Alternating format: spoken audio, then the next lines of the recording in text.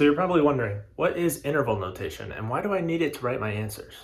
Let's look at that. Interval notation is one of the ways that we communicate in mathematics. We use it when we want to describe when something happens.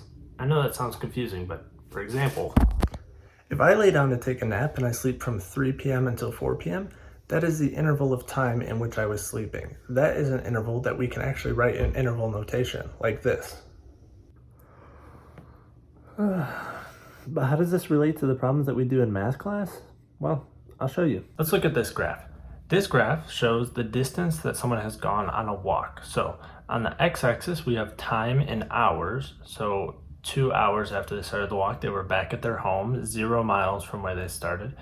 And this is the distance in miles on the y-axis. So from here to here, they go 4 miles from their home, and then they travel 4 miles back. Now, the interval notation comes in when we ask a question like, when was the person walking away from their house? So we look at the graph and we say from here until here, the distance from their house increased and it hit a maximum here. After that, it decreased. So that means they were walking back home. So from here to here is when they were walking away from their house. So we want to know when was that happening? And in math, we use interval notation to describe things like this. So we're going to say from when x was 0 until x was 1, the person was walking away from their house. So that means, so when it was 0 hours from when they started to when it was 1 hour after they started, they were walking away from their house. And we would write that in interval notation like this on the side here. Now, I have some bad news. It does get a little more complicated than this because sometimes to fully answer a question, we need to use more than one interval. We can use 2, 3, as many intervals as it takes to fully answer the question. And that's where the union sign comes in. So to learn about the union sign, let's talk about a little bit of a different example. Let's say you're going on a road trip with your family and your mom and dad are going to take turns driving. Let's assume, to keep things simple, that you're starting from the bottom border of New York, the state, and you're going all the way to the top of the border of Florida. Now your mom drives from New York down to West Virginia, and then your dad takes over from that top border of West Virginia down to the top border of South Carolina, where your mom switches back into the driver's seat and she drives from the north border of South Carolina down to the northern border of Florida. The question for this problem is, when did your mom drive? And that's the question that we're going to be answering with interval notation. But there's 2 intervals where your mom drove. She drove from New York to West Virginia, and she drove from South Carolina to Florida. So thankfully this doesn't get too complicated. The question is, when was your mom driving? And the answer is there's 2 intervals when she was driving. So we have 2 individual intervals like that.